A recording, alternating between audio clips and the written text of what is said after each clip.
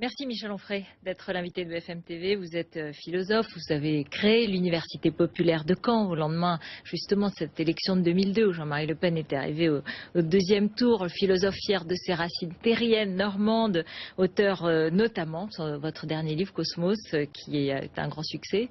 Un homme de gauche qui se revendique de gauche, qui critique aussi la gauche, qui a rompu avec la gauche en 2005 après le non au référendum d'une certaine façon. Moi, je n'ai pas rompu, moi. C'est eux qui ont rompu avec la gauche. Oui, voilà. Et qui, en même temps, on va y revenir, s'inquiète de cette crise d'identité qui secoue la France. Et donc, d'une certaine façon, vous déroutez un peu tous les gens qui vous suivaient jusqu'à présent. On va essayer d'y voir clair. Et je reprends la phrase de François-Olivier Gisbert, votre ami depuis les années 90. Ne cherchez pas à l'enfermer dans une case, c'est le meilleur moyen de le rater. On va essayer de ne pas vous rater. Et on va essayer de comprendre ce que vous pensez. Et d'abord sur la Grèce. Ce divorce avec la gauche, justement, est-ce que d'une certaine façon, ce qui peut se passer dimanche, un non au référendum ce dimanche, est-ce que ce serait une forme de revanche pour les peuples européens qui se sont sentis bafoués par le traité de Lisbonne, qui est revenu sur le non au référendum, sur le non à la Constitution européenne? Est-ce que vous avez l'impression que c'est cette dimension dimanche? Il se joue beaucoup de choses dans ce référendum. D'abord, évidemment, pour la Grèce, pour l'Europe, mais aussi pour la gauche antilibérale en France. Je pense que Mélenchon s'est beaucoup réjoui à l'époque et de l'autre côté, mais pas forcément si loin, Marine Le Pen était réjouie aussi. De l'arrivée de Syriza et voilà, de Tsipras. Voilà. Et moi, je m'en étais réjoui aussi. Ma famille, c'est la gauche antilibérale, donc j'estimais que je suis européen, mais j'estime qu'on pourrait vouloir une autre Europe que l'Europe libérale. Et je me suis dit, bon, très bien, il y a des idées, il y a un homme qui va défendre ça, maintenant voyons voir. Et on a vu. On a vu que finalement il y a eu beaucoup de communication et pas beaucoup de résultats. C'est-à-dire on a vu le nouveau Premier ministre arriver sans cravate, refusant de prêter serment sur la Bible. Et tout ça c'était de la com. C'était très bien d'être sans cravate, mais moi je préférerais quelqu'un qui soit à gauche avec une cravate et qui éventuellement fasse savoir que la Bible est pour lui un livre sacré pour les autres et qu'en tant que tel il le respecte mais qu'il n'est pas sacré pour soi et qui jurerait sur la Bible et qui le lendemain matin imposerait le clergé orthodoxe en lui demandant de payer l'impôt. Ça me paraîtrait plus de gauche et moins dans la com. Et ce serait vraiment très efficace parce que ça permettrait de faire rentrer de l'argent dans les caisses grecques. C'est quand même très intéressant. C'est-à-dire que vous êtes un déçu de Tsipras aujourd'hui. Oui, tout le monde. Je pense que voilà quelqu'un qui m'intéressait parce qu'il voulait augmenter les salaires des pauvres, qui voulait augmenter le SMIC, qui voulait permettre aux gens de partir plus tôt à la retraite, qui voulait donner de la dignité à son peuple. Qui peut être contre ça? Bon, j'étais pour, donc je me suis réjoui. Et qui a dit 8 jours plus tard, bon, finalement, l'augmentation du SMIC, ce ne sera pas possible. Et puis un certain nombre de promesses, on ne pourra pas non plus. Et en disant, ce sont les autres. Donc je veux bien que ce soit toujours la faute des autres, l'Europe, l'euro, le libéralisme, je veux bien qu'on attaque. Mais quand on est au pouvoir, on n'est plus dans l'opposition. C'est une vérité de la palisse, mais si on est au pouvoir, on fait quoi? Et là, on est au pouvoir, on se retrouve avec un référendum. Pourquoi faire ce référendum? Un référendum pour être plus fort quand on va continuer à négocier dans les semaines qui suivent. Mais qu'est-ce que ça veut dire? On avait déjà une légitimité. La légitimité, elle a déjà été donnée. Il est Premier ministre. Donc pourquoi vouloir un référendum si ce n'est pour entretenir la machine médiatique, la machine de communication qui risque de s'emballer parce qu'effectivement, dimanche, si le peuple répond non, s'il répond oui, il va se passer quoi? Et moi, j'ai toujours peur que dans cette aventure, alors qu'on aura vu ce que la droite libérale, ce que la gauche libérale auront pu faire, on aura vu ce que Syriza aura fait, et les gens diront, on n'a pas vu ce qu'Aube Dorée a fait. Et ce que je crains, parce qu'on a une... Aube Dorée, c'est le parti néo-nazi grec qui est pour le référendum, voilà, avec Syriza justement, absolument, et avec le parti souverainiste qui soutient Syriza, qui est aussi au pouvoir avec lui. Voilà. Et ces gens-là, qui sont des vrais fascistes, si ce n'est pas exactement Marine Le Pen, on a là-bas des gens qui ont des brassards qui ressemblent aux brassards de la Gestapo et des nazis, voilà, et des gens qui se réclament clairement d'Hitler, des gens qui font des ratonnades, des passages à tabac, qui descendent dans les rues et qui frappent les gens, etc. Ça, c'est du fascisme. Et qui ont des députés et qui ont des représentants au Parlement. Absolument. Eh bien, je crains que quand on ait tout essayé, on découvre que cela existe encore et que finalement un foyer fasciste en Europe puisse exister encore, pourquoi pas sous forme de coup d'État militaire. Je trouve que Syriza fait beaucoup de com et que là il aurait fallu agir. On n'a pas eu beaucoup d'actions, vraiment. Et du coup, vous voteriez oui si vous étiez grec? Moi, j'en ai un peu marre des élections avec ces gens qui trahissent tout le monde et qui nous disent que quand on sera au pouvoir, on fera ceci, on fera cela. Dans une configuration tout à fait particulière, c'était quand même très étonnant, ils arrivent au pouvoir. Et on les voit peut-être plus nuls encore que les autres parce que l'idéologie s'effondre d'un seul coup. Et puis ils nous disent on n'y peut rien, les autres sont méchants, etc. Non, il faut quand on est au pouvoir, on n'a plus le droit de faire comme si on était dans l'opposition. Certains... Donc, je pense que je n'irai pas voter. vous ne serez pas voté. C'est vrai que certains Européens ont reproché à Tsipras, d'une certaine façon, de ne pas assumer ses responsabilités, y compris en faisant ce référendum, parce que c'était une manière de botter en touche, quoi. C'était une manière de passer la balle au peuple. Mais en même temps, ça va être une forme de purge, une forme de vérité. Je pense vraiment que c'est de la communication. On ne parle que de ça.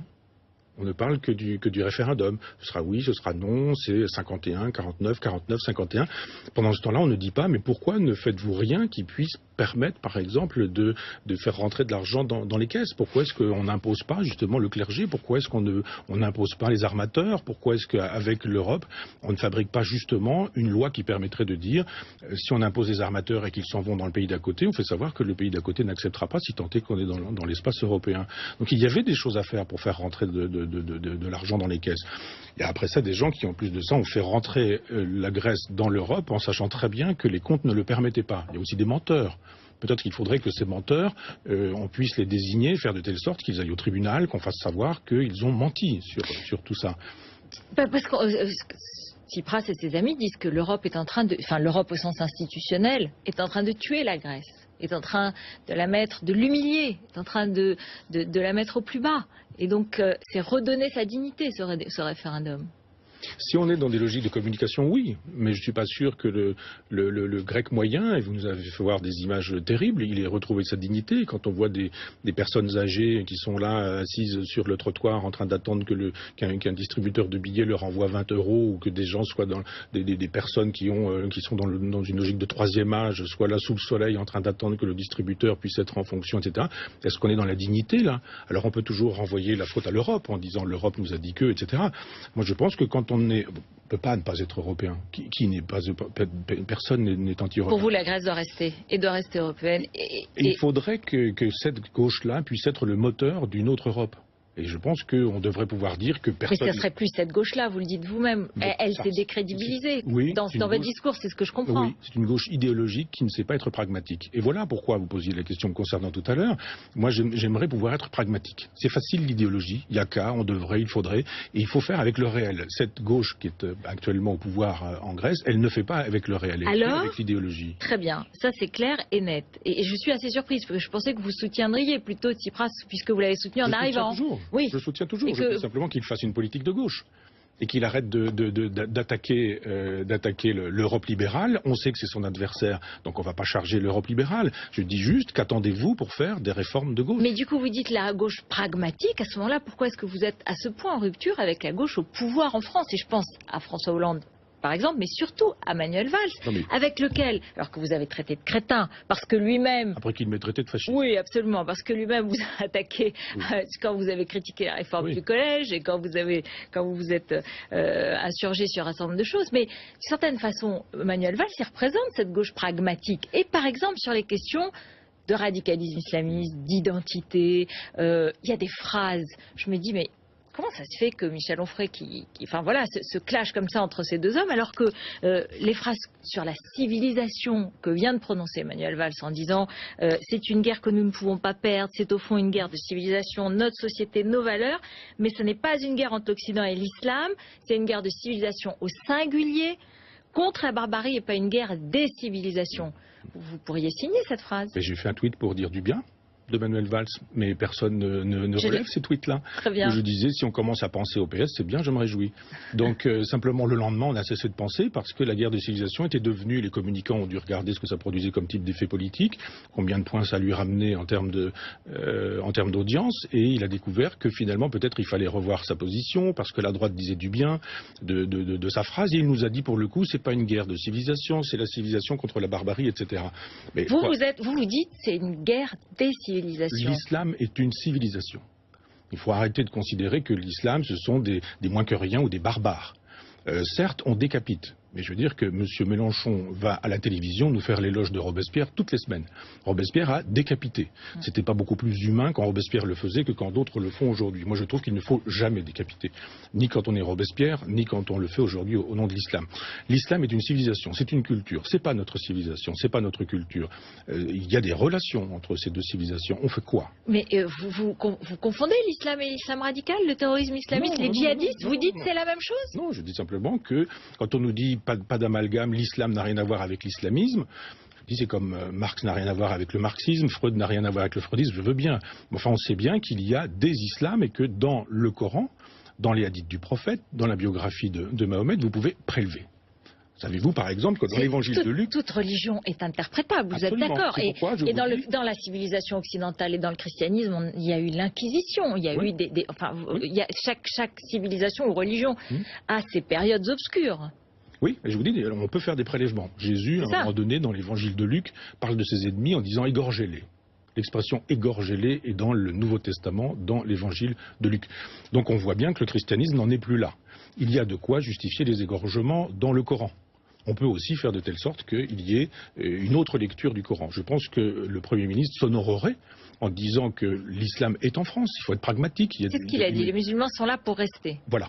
À quoi il fallait ajouter. Maintenant, on ne va pas leur permettre tout et n'importe quoi. Et il faut un islam en France qui soit républicain, de façon à ce que 99% des musulmans qui ne veulent pas une guerre de civilisation puissent vivre tranquillement et en paix, pendant que la minorité agissante, ça c'est la majorité silencieuse, mais pendant que la minorité agissante soit interdite d'action, par des moyens qui permettront justement de séparer le bon grain de l'ivraie, et ce de manière républicaine, avec après une révision de la loi de 1905. On ne peut pas imaginer qu'une loi dirait la vérité pour l'humanité depuis toujours jusqu'à toujours. Il faut la modifier. Oui, bien sûr. On ne peut pas aujourd'hui imaginer qu'on ne peut plus financer les cultes. Il faut les financer. Le problème, c'est pas financer ou pas financer, c'est si nous ne les finançons pas, nous, républicains, ces cultes seront financés par des États qui sont des États voyous et qui, eux, placeront leurs imams. Donc voilà, moi j'entends Michel Onfray se réconcilier avec Manuel Valls. C'est fini. La guerre des mots est terminée. Non, j'ai toujours les mêmes avis. Simplement, lui, il dit une chose, puis le lendemain, il dit autre chose. C'était pas une guerre de civilisation, c'est une guerre de civilisation. Après, c'est la civilisation contre la barbarie. Du coup, j'ai envie de dire... Qui trouve grâce à vos yeux aujourd'hui, puisque vous êtes à gauche, vous dites que la crise de l'identité française, elle est très importante, et la preuve, il faut bien faire, il faut bien tirer au clair les choses. J'ai envie de... Qui sera votre candidat en 2017 pour être direct? De penser comme ça. D'abord, vous parliez de gauche pragmatique en disant Manuel Valls, gauche pragmatique. Pragmatique, oui, de gauche, ça reste à montrer. Je ne suis pas bien sûr que Manuel Valls soit vraiment de gauche. Il est contre les 35 heures, il pense que le mot socialisme devrait disparaître, il estime que les Roms sont problématiques et qu'il serait mieux chez eux, entre guillemets, plutôt que chez nous, entre guillemets. Voilà un personnage qui nous a quand même... Vous n'êtes pas dans le politiquement correct, là? Non, mais je suis dans la biographie de Manuel Valls. C'est lui qui dit tout ça. Donc je ne pense pas que quand on défend ce genre d'idées, on soit de gauche. À gauche, on défend les 35 heures. Et on pense même qu'on pourrait descendre jusqu'à 32. À gauche, on estime effectivement que la retraite à 60 ans, c'est mieux que la retraite à 67 ans, etc. Donc je ne pense pas que Manuel Valls soit de gauche. Maintenant, la grande erreur, c'est de croire que parce qu'on est de gauche, on devrait se reconnaître en un homme ou en un parti, et qu'on devrait, après s'être reconnu dans cet homme, le soutenir absolument. C'est la pire des choses. Donc il y a des choses intéressantes dans tout le personnel politique, droite et gauche confondus. Des choses intéressantes chez Valls et des choses qui ne le sont pas. Des choses intéressantes chez Mélenchon et des choses qui ne le sont pas. Donc, Mélenchon, je croyais que vous aviez été très déçu. Oui.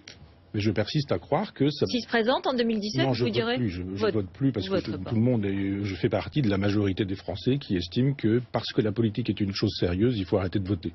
Parce que le vote aujourd'hui, c'est une foire médiatique où les gens sont dans la surenchère médiatique. Ce qui les intéresse, c'est un, parvenir au pouvoir quand ils n'y sont pas, et quand ils sont au pouvoir, deux, donc s'y maintenir. Et tous les moyens sont bons. Moi, je ne veux plus jouer à ce jeu-là. Ça ne m'intéresse plus. Je persiste à croire que la politique intéresse les gens et qu'à gauche, on a juste envie de donner de la dignité à des gens qui n'en ont plus, aux travailleurs, aux petits, aux humbles, aux... C'est la vocation de la gauche. Voilà, j'ai vu tout à l'heure votre reportage où on présente Uber Pop avec un étudiant visage caché disant mais moi je paye mes études avec ça, etc. Mais on marche sur la tête. Les étudiants ne devraient pas avoir besoin dans un régime de gauche, si nous étions dans un régime de gauche, de vendre des pizzas et de les livrer en mobilette jusqu'à 2 heures du matin, de faire faussement le chauffeur de taxi, peut-être sans assurance et sans permis de conduire, parce que c'est pas ça la gauche. Nier, faire de telle sorte qu'ils aillent au tribunal, qu'on fasse savoir qu'ils ont menti sur tout ça. Parce que Tsipras et ses amis disent que l'Europe est en train de, enfin l'Europe au sens institutionnel, est en train de tuer la Grèce, est en train de l'humilier, est en train de la mettre au plus bas. Et donc c'est redonner sa dignité ce référendum. Si on est dans des logiques de communication, oui, mais je ne suis pas sûr que le grec moyen, et vous nous avez fait voir des images terribles, il ait retrouvé sa dignité. Quand on voit des personnes âgées qui sont là, assises sur le trottoir, en train d'attendre qu'un distributeur de billets leur envoie 20 euros, ou que des gens soient dans des personnes qui sont dans une logique de troisième âge, soient là sous le soleil, en train d'attendre que le distributeur puisse être en fonction, etc. Est-ce qu'on est dans la dignité, là? Alors on peut toujours renvoyer la faute à l'Europe, en disant l'Europe nous a dit que, etc. Moi je pense que quand on ne peut pas ne pas être européen. Qui n'est pas, personne n'est anti-européen. Pour vous, la Grèce doit rester, et doit rester européenne. Il faudrait que cette gauche-là puisse être le moteur d'une autre Europe. Et je pense qu'on devrait pouvoir dire que personne... Mais ce ne serait plus cette gauche-là, vous le dites vous-même. Elle s'est décrédibilisée oui, dans votre discours, c'est ce que je comprends. Oui, c'est une gauche idéologique qui ne sait pas être pragmatique. Et voilà pourquoi vous posiez la question me concernant tout à l'heure. Moi, j'aimerais pouvoir être pragmatique. C'est facile l'idéologie, il y a qu'à, on devrait, il faudrait, et il faut faire avec le réel. Cette gauche qui est actuellement au pouvoir en Grèce, elle ne fait pas avec le réel, elle fait avec l'idéologie. Très bien, ça c'est clair et net. Et je suis assez surprise, parce que je pensais que vous soutiendriez plutôt... Non, le problème, c'est pas financer ou pas financer, c'est si nous ne les finançons pas, nous, républicains, ces cultes seront financés par des États qui sont des États voyous et qui, eux, placeront leurs imams. Donc voilà, moi j'entends Michel Onfray se réconcilier avec Manuel Valls. C'est fini, la guerre des mots est terminée. Non, j'ai toujours les mêmes avis, simplement, lui il dit une chose, puis le lendemain il dit autre chose. C'était pas une guerre de civilisation, c'est une guerre de civilisation. Après c'est la civilisation contre la barbarie. Du coup, j'ai envie de dire... Qui trouve grâce à vos yeux aujourd'hui, puisque vous êtes à gauche, vous dites que la crise d'identité française elle est très importante, et la preuve il faut bien faire, il faut bien tirer au clair les choses. J'ai envie de... Qui sera votre candidat en 2017 pour être direct? Vous pensez comme ça. D'abord vous parliez de gauche pragmatique en disant Manuel Valls gauche pragmatique. Pragmatique oui, de gauche ça reste à montrer. Je ne suis pas bien sûr que Manuel Valls soit vraiment de gauche.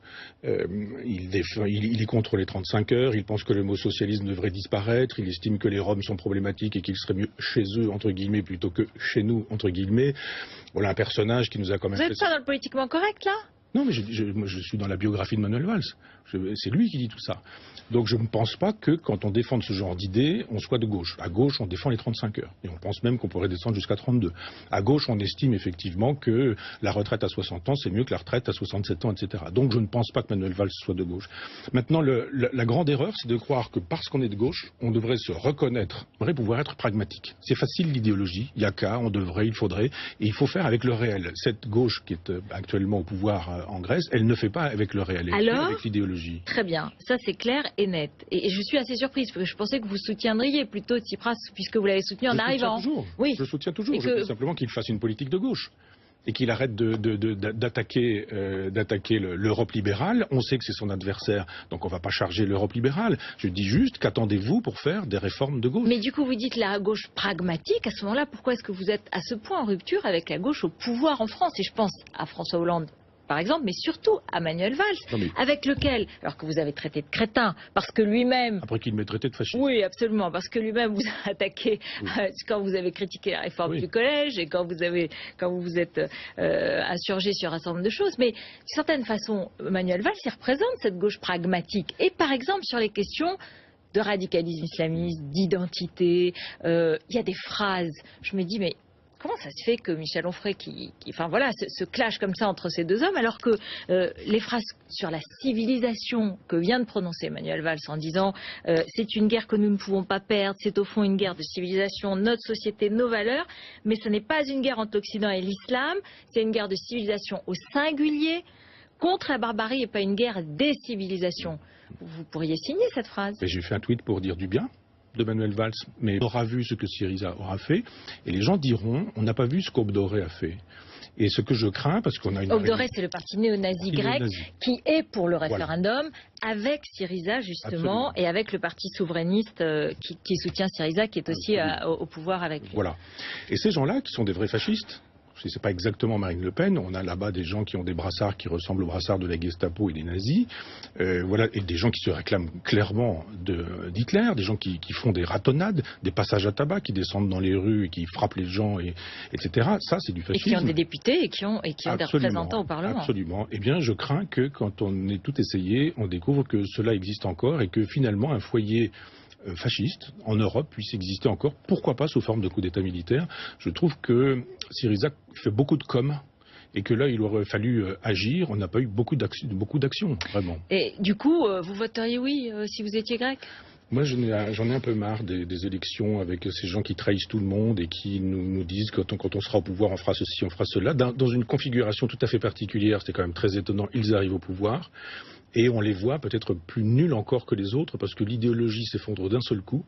Et puis ils nous disent on n'y peut rien, les autres sont méchants, etc. Non, il faut quand on est au pouvoir, on n'a plus le droit de faire comme si on était dans l'opposition. Certains... Donc, je pense que je n'irai pas voter.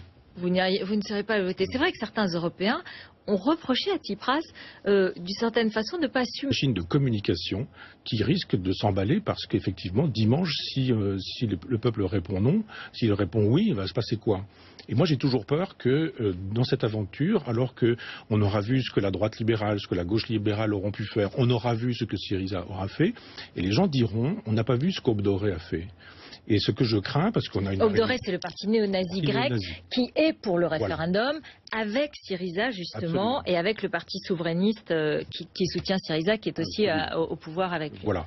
Et ces gens-là, qui sont des vrais fascistes, c'est pas exactement Marine Le Pen, on a là-bas des gens qui ont des brassards qui ressemblent aux brassards de la Gestapo et des nazis, voilà, et des gens qui se réclament clairement d'Hitler, des gens qui font des ratonnades, des passages à tabac, qui descendent dans les rues et qui frappent les gens, etc. Ça, c'est du fascisme. Et qui ont des députés et qui ont des représentants au Parlement. Absolument. Eh bien, je crains que quand on ait tout essayé, on découvre que cela existe encore et que finalement un foyer fasciste en Europe puisse exister encore, pourquoi pas sous forme de coup d'État militaire. Je trouve que Syriza fait beaucoup de com' et que là, il aurait fallu agir. On n'a pas eu beaucoup d'actions, vraiment. Et du coup, vous voteriez oui si vous étiez grec?